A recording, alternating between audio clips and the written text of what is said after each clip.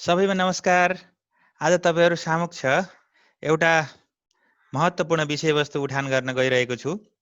त्यो विषयको शीर्षक छ कम्प्लेक्स कग्निटिभ प्रोसेस, जटिल संज्ञानात्मक प्रक्रिया।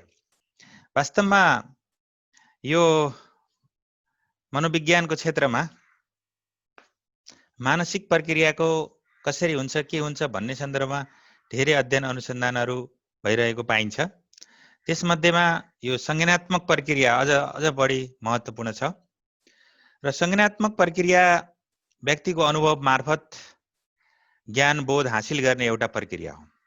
ज्ञानको अवस्थिति कस्तो हुन्छ, ज्ञान कसरी प्राप्त गर्न सकिन्छ भन्ने सम्बन्धमा सिकाएका सिद्धान्तहरू अनुसार फरक दृष्टिकोणहरू पाइन्छ र सबै सिद्धान्तहरू के कुरामा चाहिँ सहमत छन् भने संज्ञानात्मक विकासको प्रक्रियामा ज्ञानेन्द्रियहरू मार्फत प्राप्त अनुभवलाई नै सम्पूर्ण सिद्धान्तहरूले आधारको रूपमा स्वीकारेका छन् र व्यवहारवादीहरू, जसलाई हामी बिहेभियरिस्ट थ्योरी भनेर भन्छौं, तिनीहरूले के भन्छन् त भन्दा अनुभवद्वारा आन्तरिकरण गरेर संज्ञानको विकास हुन्छ भनेर भन्दछन्।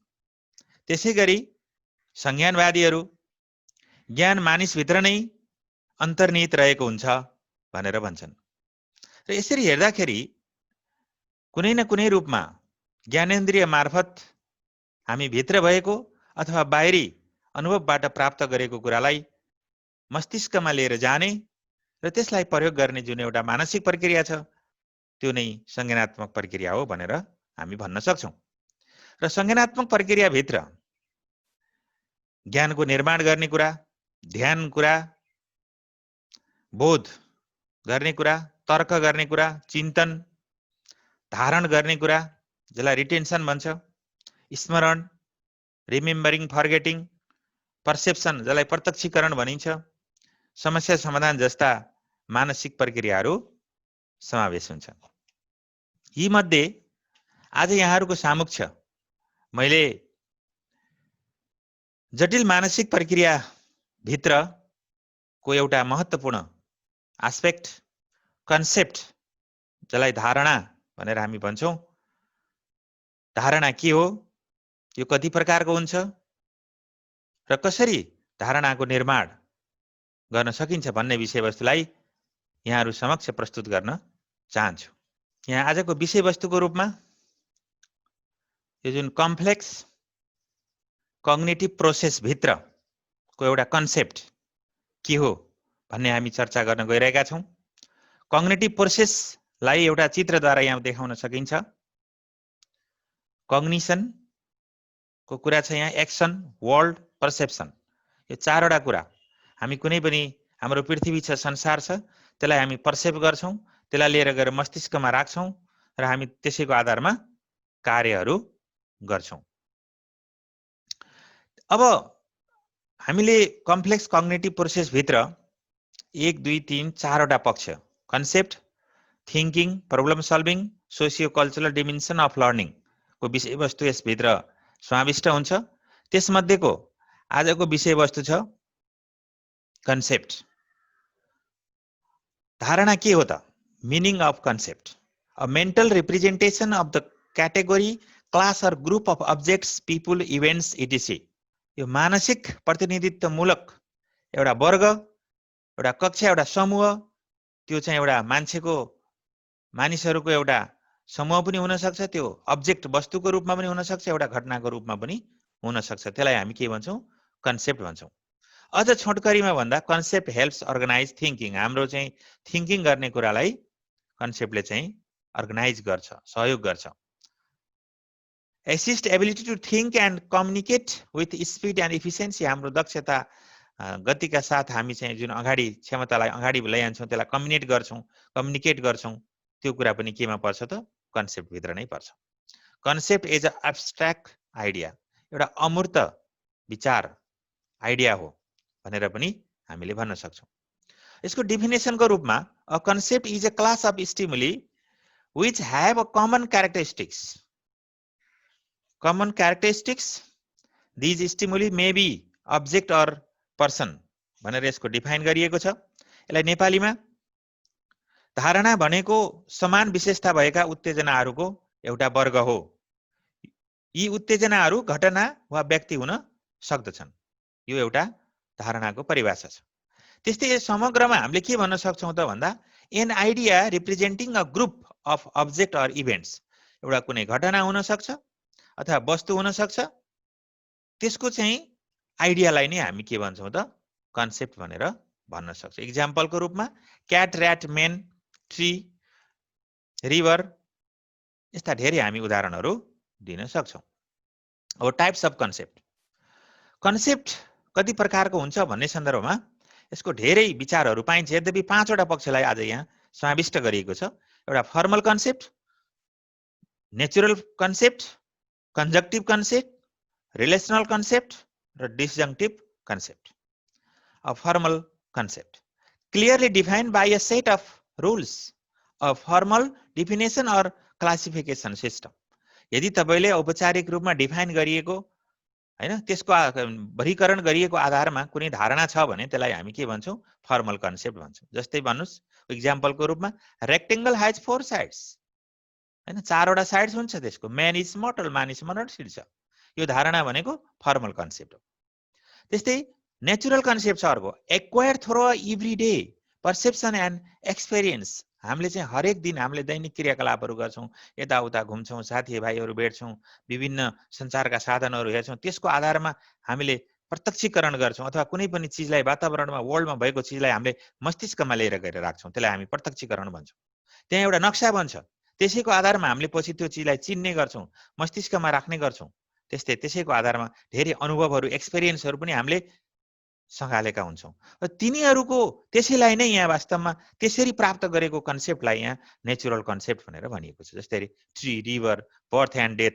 मान्छेले जन्म र मृत्युको धारणा यत्तिकै सुरुमै थाहा पाउँदैन। एउटा बच्चाले जन्म के हो, मृत्यु के हो भन्ने कुरा प्राप्त गर्नका लागि धेरै कुरा पर्सेप्सन गर्छ, धेरै अनुभव प्राप्त गर्छ, अनि बल्ल यो चाहिँ के हो त बर्थ हो, यो डेथ हो भनेर भन्न सक्छ। त्यस्तै कन्जक्टिभ कन्सेप्ट, हैन, कन्जक्टिभ यसलाई चाहिँ तपाईको संयोजक धारणा भनेर नेपालीमा भनिन्छ। A class of object that have 2 or more features in a common.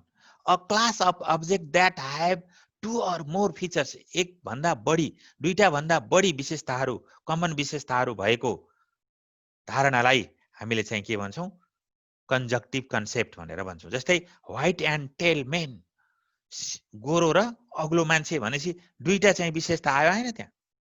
त्यस्तै पहेँलो र पाकेको आँप भन्ने भने त्यो कन्जक्टिभ कन्सेप्ट भयो। त्यस्तै गरेर अर्को छ रिलेसनल कन्सेप्ट। रिलेसनल भनेको सम्बन्धपरक धारणा। यसमा गुणहरूलाई एक अर्कोसँग सम्बन्धित गरेर धारणा निर्माण गरिएको हुन्छ। जस्तै greater than Nepal. Greater than Nepal भनेपछि अर्को केही छ नि त सानो। लेस देन एबीसी, हैन। ट्रायंगल हैज 3 साइड्स, त्रिभुजको 3टा साइड हुन्छ, हैन। यहाँ रिलेसन देखाइयो, देखाइन 3टाको, हैन। भुजाको चाहिँ 3वटा भुजा भएको भन्ने कुरा जुन छ त्यो बन्द आकृति बन्छ बल्ल, त्यसलाई हामी सम्बन्धपरक धारणा भनेर हामी भन्न सक्छौं। त्यस्तै डिसजंक्टिभ कन्सेप्ट, वियोजक धारणा। जब वस्तु, घटना अथवा व्यक्तिहरूलाई फरक फरक विशेषताको आधारमा साझा धारणाको वर्गमा संगठित गरिन्छ भने त्यसलाई हामी डिसजंक्टिभ कन्सेप्ट भनेर भन्न सक्छौं, हैन। जस्तै पहेँलो अथवा पाकेको आँप, पहेँलो अथवा पाकेको मध्ये एउटा गुण भयो। जस्तै a concept defined by a presence of at least one of several possible features. एउटा हुनै पर्यो, त्यो भन्दा बढी पनि हुन सक्छ। जस्तो रेड अर व्हाइट माउस, हैन, रातो अथवा सेतो मुसो भन्यो नि, एउटा चाहिँ हुनै पर्यो।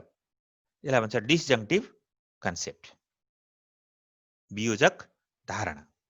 अब यो बच्चाहरूलाई हामी धारणाहरू फर्मेसन गराउनु पर्ने हुन्छ, सिकाउनु पर्ने हुन्छ। कसरी सिकाउन सकिन्छ त भन्ने सन्दर्भमा how to promote concept formation, बच्चाहरूलाई धारणा निर्माणमा कसरी सहयोग गर्न सकिन्छ भन्ने विषयवस्तुमा सबभन्दा पहिलो छ हामी के गर्ने त, हामी शिक्षकहरूले, विशेष गरी अभिभावकहरूले, शिक्षकहरूले नयाँ धारणा सिकाउनु पर्यो भने learning about features of concept है। यसमा धारणाको विशेषताबारे सिकाइ हासिल गर्ने अथवा पहिला बच्चालाई सिकाउँदाखेरि कुनै पनि जुन धारणा हामी सिकाउने हो त्यसको विशेषता के छ त, त्यसको फिचर्स के छ, अरूभन्दा पृथक कुरा के छ, त्यसको गुण दोष के छ, महत्त्व के छ भन्ने कुरालाई हामी सबभन्दा पहिले सिकाउने अनि बल्ल त्यो धारणा सिकाउने। अनि त्यसपछि defining concept and providing examples of concept, धारणालाई परिभाषित पनि गर्ने अनि उदाहरणहरू पनि दिने। कसरी धारणालाई परिभाषा, सबभन्दा पहिले धारणालाई चाहिँ परिभाषा गर्नु पर्यो, त्यसलाई यो हो भनेर सुनिश्चित गर्न पर्यो, त्यो परिभाषा अरूसँग मिल्नु भने त्यसको लागि मात्रै प्रपर परिभाषा हुनु पर्यो। अनि परिभाषामा समेटिएका यदि शब्दहरू छन् भने त्यसलाई अझ स्पष्ट पार्नु पर्यो हैन। त्यसपछि अर्को त्यस सम्बन्धित गरेर उदाहरण दिनु पर्यो, गिभिङ इक्जाम्पल्स। अनि त्यो गिभिङ इक्जाम्पल्स पछि पनि थप उदाहरणहरू पनि प्रदान हामी गर्न सक्छौँ। यसरी चाहिँ हामी बच्चालाई चाहिँ एउटा धारणाको सिकाइ गर्न सकिन्छ। अर्को चाहिँ यो तहगत वर्गीकरण र धारणाको मानचित्र प्रस्तुत गर्ने भन्छ, यो hierarchical categorisation of the concept mapping भनेर। यसमा के छ त भन्दाखेरि हामीले सिकाउँदाखेरि के गर्न पर्यो भने त्यसको तहगत वर्गीकरण के हो त भनेर जान्ने कुरालाई सिकाउनु पर्यो। कुन पछि कुन आउँछ, यो पछि के हुन्छ, जटिल के हो, सरलदेखि जटिल हो कि जटिलदेखि सरल हो कि हैन, नजिकबाट टाढा हो कि टाढाबाट नजिक हो कि, एक किसिमको हायरार्कीको आधारमा हामी सिकाउन सक्यौं भने, जस्तै स्तनधारी भन्यो, जंगली जनावरहरू भन्यो अनि घरपालुवा भन्यो, यो एउटा क्याटेगोराइज गरेर हामी सिकाउन सक्छौं हैन। र त्यस्तै गरेर अर्को छ हाइपोथेसिस टेस्टिङ। यो हाइपोथेसिस टेस्टिङ भनेको के भने बौद्धिकतापूर्ण अनुमान हो। वास्तवमा हामी कुनै पनि चीज यस्तो होला भनेर पूर्व अनुमान गर्छौं र त्यही पूर्व अनुमानलाई आधार बनाएर हाम्रा एक्टिभिटीहरू हामी अगाडि बढाउँछौँ। भने बच्चालाई सिकाउँदाखेरि पनि यो के होला तिमीले पत्ता लगाऊ भनेर एउटा हाइपोथेसिस फर्मेसन गरिदिएर उसलाई आफै खोज्न लगायो भने उसले त्यसलाई छुन्छ, समाउँछ, नजिक जान्छ अनि त्यसले चाहिँ त्यसको बारेमा जानकारीहरू प्राप्त गर्न सक्छ। तर वास्तवमा हाइपोथेसिस फर्मुलेसन गर्ने, त्यसको निचोड निकाल्ने भन्ने कुरा अलिकन के हो त भन्दा यो एउटा बौद्धिकतापूर्ण कार्य हो र चुनौतीपूर्ण कार्य पनि हो। र प्रोटोटाइप म्याचिङ भन्छ, यो तुलना गर्ने हो। जस्तै बच्चालाई कुनै पनि नयाँ धारणाहरू सिकाउँदा हामी एउटा चीज र अर्को चीजको बीचमा तुलना गरेर कुनमा मिल्ने कुराहरू के छन्, नमिल्ने कुराहरू, कमन कन्सेप्टहरू के छन् र नमिल्ने खालका कन्सेप्टहरू के छन् हैन, त्यसको आधारमा हामीले चाहिँ आदर्श तुलना, प्रोटोटाइप म्याचिङ भन्छ, आदर्श तुलना गरेर हैन। तरकारीको वर्ग एउटा होला, अन्नको वर्ग एउटा होला हैन, मेल वर्ग एउटा होला, फिमेल वर्ग होला, त्यस्तै साइन्सका चाहिँ विभिन्न किसिमका तत्त्वहरू होलान् हैन। क्याटेगोराइज गरेर त्यसको आधारमा हामीले बच्चालाई यदि सिकाउन सकियो भने त्यो धारणा चाहिँ सजिलै हामी बच्चालाई सिकाउन सक्छौं। अब यसरी चाहिँ हामीले बच्चाहरूलाई सिकाउँदाखेरि वास्तवमा यी कुरामाथिका यी कुराहरूलाई ख्याल गर्नुपर्छ भनेर मैले यहाँहरू समक्ष राख्न चाहे। यति भन्दै आजको विषयवस्तु यही अन्त्य गर्दछु। हस्त नमस्कार।